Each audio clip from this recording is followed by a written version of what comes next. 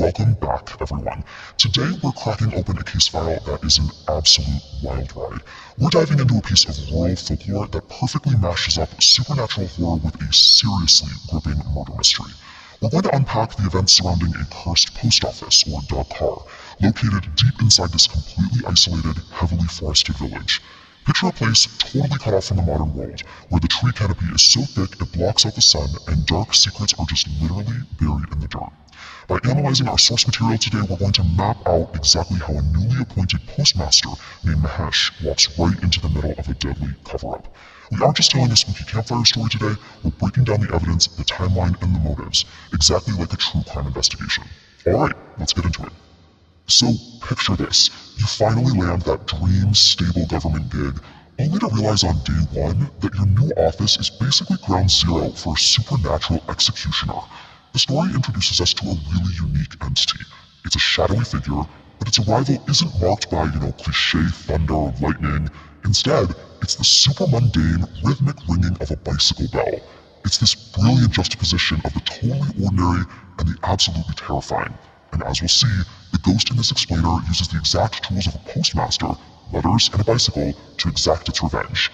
Let's take a look at how this nightmare actually begins for our guy Mahesh. Alright, part 1. The setup and initial clues. We kick off our timeline with Mahesh arriving at the isolated Dakar. He hikes through this confusing, dense forest path, guided by just a vague letter, until he finally finds the post office, which is old but surprisingly clean. It's your classic isolated setting, practically dripping with tension. And almost right out of the gate, we get a massive red flag. Mahesh meets his assistant, Raju, but Raju flat out refuses to do his job if it involves staying past sundown. He literally tells Mahesh, I cannot stay here at night, even if you get me fired.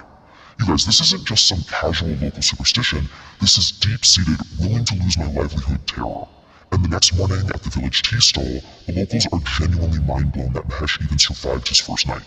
So, right away, this establishes a crucial fact for our investigation. The danger is a known, accepted reality in this village.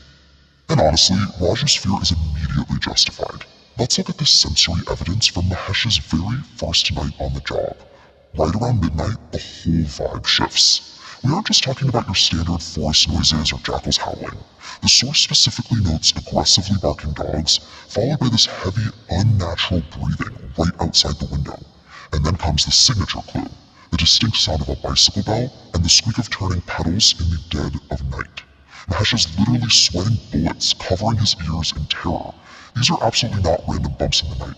They are calculated warning signs from an approaching entity, basically letting him know, hey, you are not alone.